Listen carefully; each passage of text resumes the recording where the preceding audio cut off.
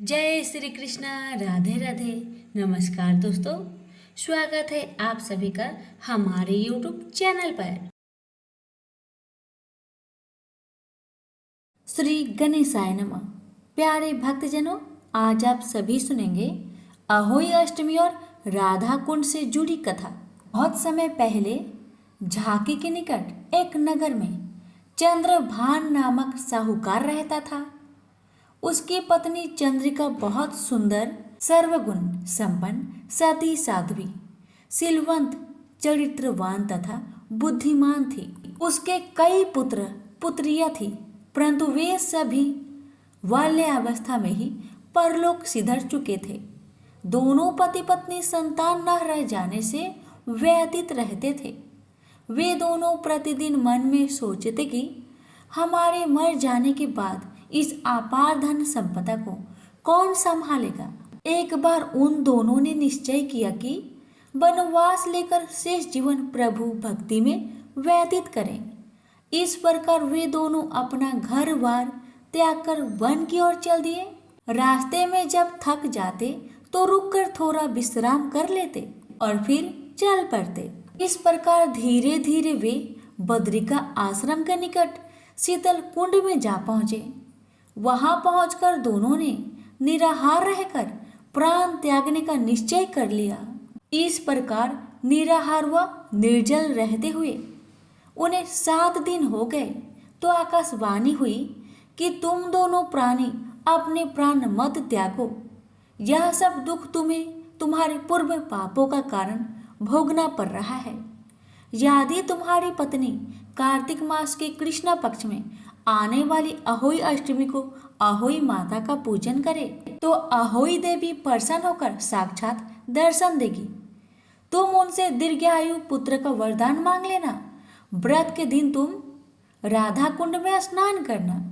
चंद्रिका ने आकाशवाणी के बताए अनुसार विधि विधान से अहोई अष्टमी को अहोई माता का व्रत और पूजा अर्चना की और तत्पश्चात राधा कुंड में स्नान किया। जब वे स्नान इत्यादि के बाद घर पहुंचे तो उस दंपति को अहोई माता ने साक्षात दर्शन देकर वर मांगने को कहा।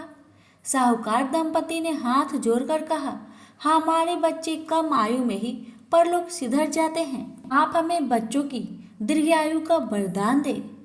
माता ने तथास्तु कहकर अंतर्ध्यान हो गई। कुछ समय के बाद साहूकार दंपति को दीर्घायु पुत्र की प्राप्ति हुई और वे सुखपूर्वक अपना गृहस्थ जीवन व्यतीत करने लगे। प्रेम से बोलिए अहोई माता की जय। एक गांव में एक माँ बेटी रहती थी। एक दिन वह अपनी माँ से कहने लगी कि गांव के सब लोग गणेश मेला देखने जा रहे हैं, मैं भी मेला देखने जाऊंगी।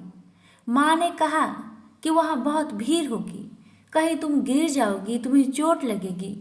लड़की ने माँ की बात नहीं सुनी और गणेश मेला देखने चल पड़ी। माँ ने जाने से पहले बेटी को 2 लड्डू दिए, एक घटी में पानी दिया। माँ ने कहा कि एक लड्डू तो गणेश जी को खिला देना और थोड़ा सा पानी गणेश जी को पिला देना।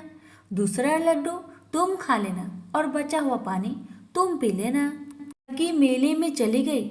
मेला खत्म होने पर सभी गांव वाले वापस आ गए, लेकिन लड़की वापस नहीं आई।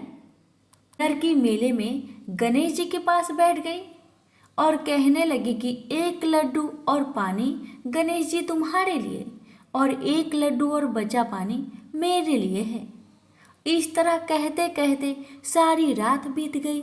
यह देखकर गणेश जी सोच में पड़ गए कि अगर मैंने यह लड्डू और पानी नहीं पिया तो यह बच्ची अपने घर को नहीं जाएगी।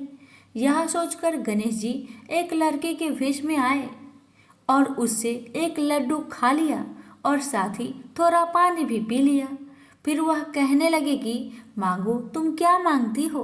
लड़की मन में सोचने लगी कि क्या मांगू, अन्न मांगू या धन मांगू या अपने लिए अच्छा वर मांगू या खेत मांगू या महल मांगू। वह मन में सोची रही थी। गणेश जी ने उसके मन की बात को जानकर उनसे कहने लगे, लड़की, तुमने जो अभी मन में सोचा वो सब कुछ तुम्हें मिलेगा, तुम अपने घर को जाओ। लड़की घर पहुंची तो माँ ने पूछा कि इतनी देर कैसे हो गई, बेटी ने कहा कि आपने जैसा कहा था मैंने वैसा ही किया, और देखते ही देखते जो भी लड़की ने सोचा था वह सब कुछ हो गया। प्रेम से बोलिए गणेश भगवान की जय।